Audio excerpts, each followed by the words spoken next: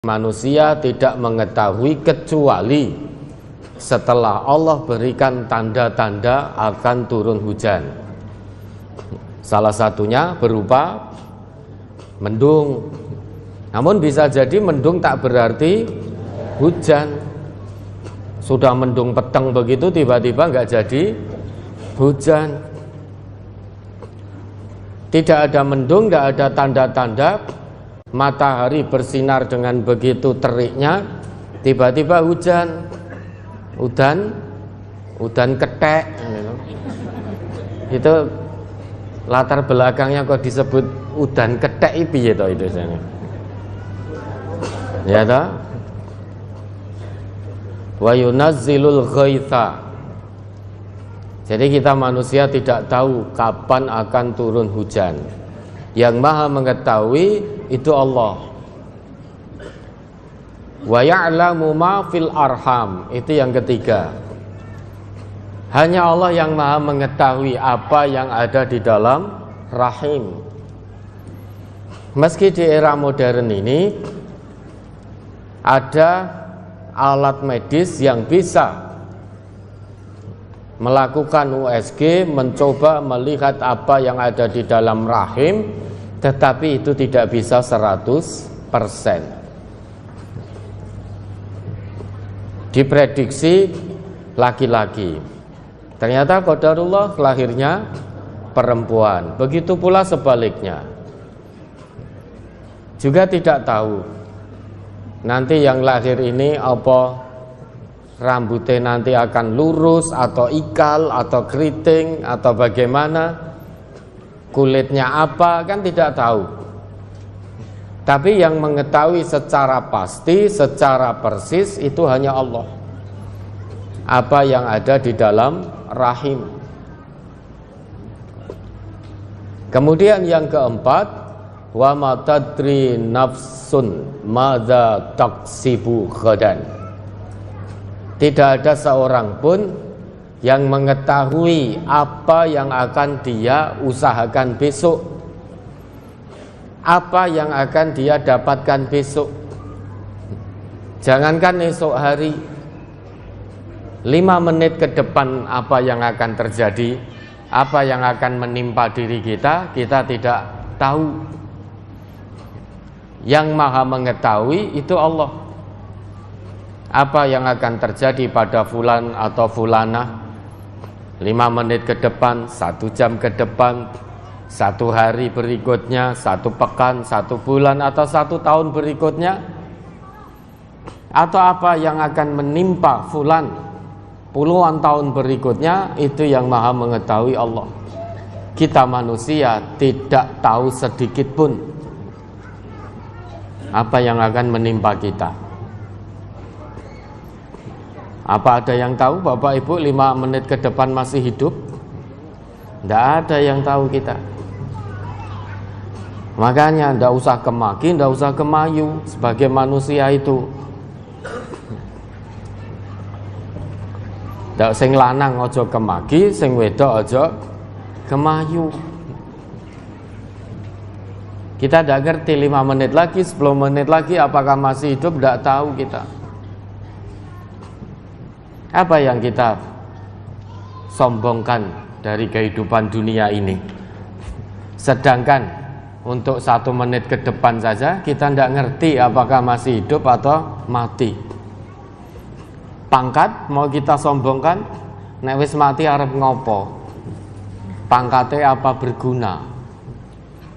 Harta mau kita sombongkan, kalau 5 menit lagi dipanggil oleh Allah, apa mau dibawa mati hartanya? Maka tidak ada yang perlu kita sombongkan. Cukup kita berusaha untuk mencari bekal kematian. Karena mati itu pasti kok, tidak ada yang bisa menghindar. Mau sembunyi di mana? Di benteng yang sangat kokoh pun juga akan didatangi oleh yang namanya kematian.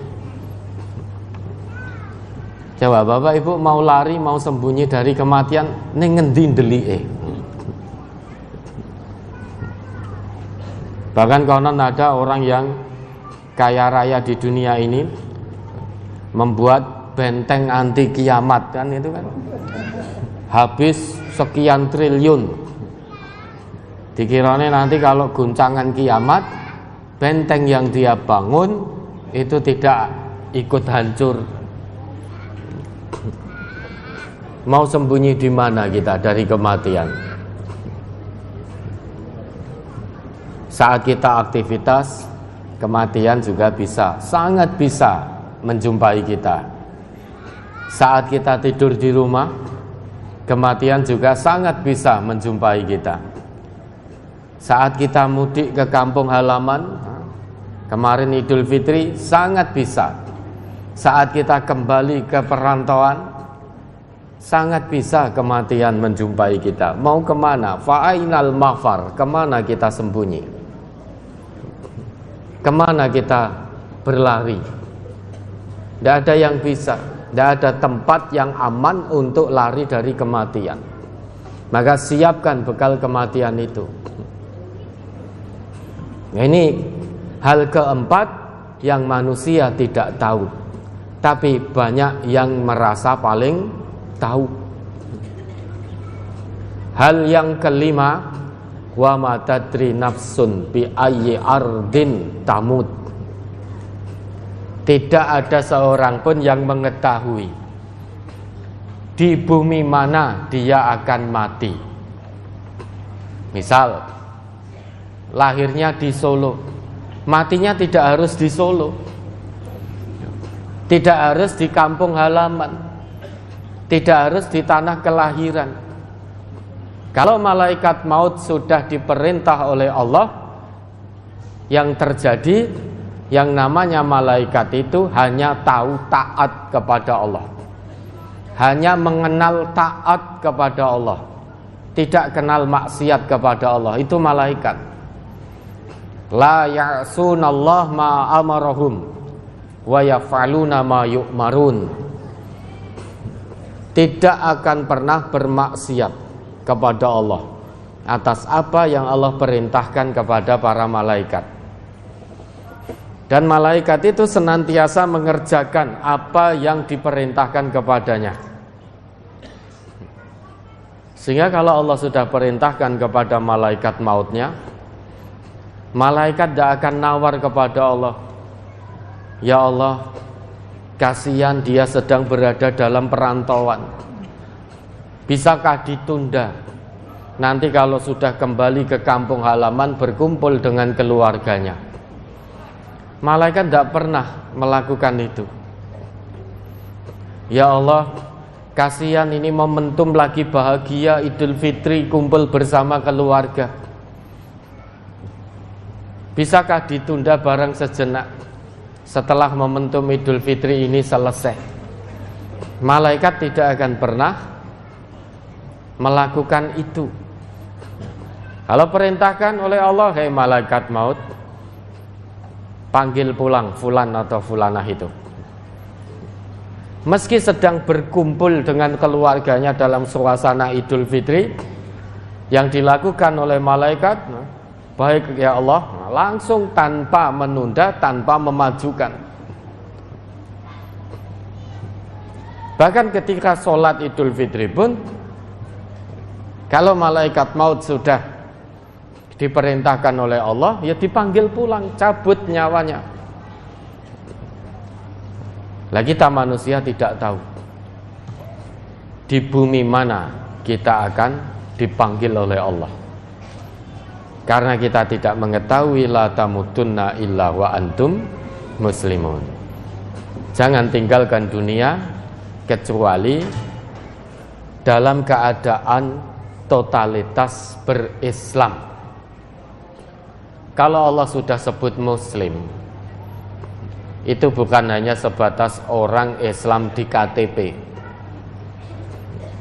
tetapi orang yang benar-benar tunduk patuh, berserah diri total kepada Allah, itulah muslim.